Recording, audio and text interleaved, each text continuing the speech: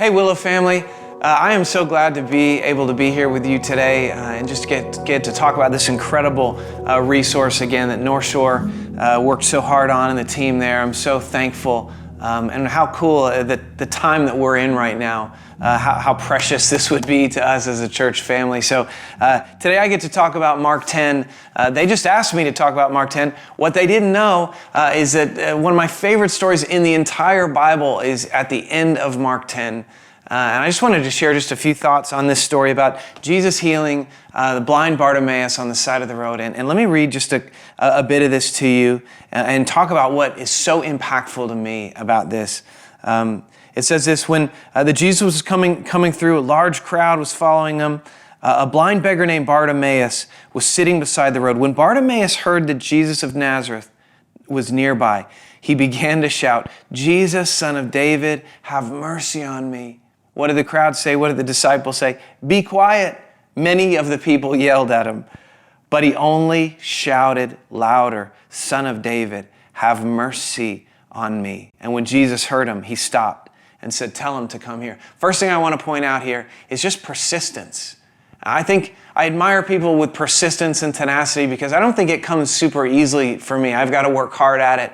I'm a personality type that maybe isn't great at it. So when I see it in people, I love it. I admire it. I want to learn from it. Bartimaeus had persistence. He was not going to be denied. The other thing about persistence that's important is that you don't persist with people unless you really believe they can give you what you're asking for. And Bartimaeus knew in that moment that Jesus, Son of David, was going to be able to give him what he needed. Let's go on. So they called the blind man, "Cheer up." They said, "Come on, he's calling you." Bartimaeus threw aside his coat, jumped up and came to Jesus. Here's the thing that just floors me every time I read it. Jesus says, "What do you want me to do for you?" Jesus asked.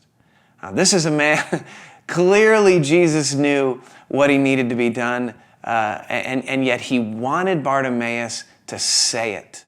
And I think of my wedding day. Imagine if the officiant on the day of my wedding read all the vows and said, "Scott, if you agree, just sort of nod your head. Yeah, good? Okay, excellent." No. It was way bigger deal than that. He wanted me to say every bit of it. "Scott, do you take Holly to be your lawfully wedded wife? To have and to hold." Say it, to have and to hold.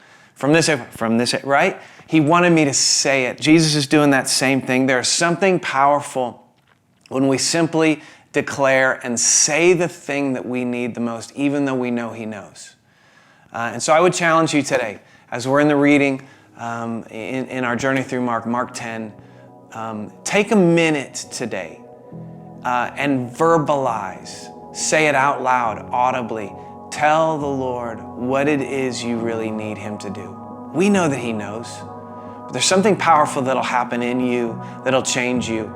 And it could change the environment. It could build your faith. And we know that our God responds to our faith. So in faith today, tell him what you need him to do. And you'll see him come through in amazing ways. Have a great day.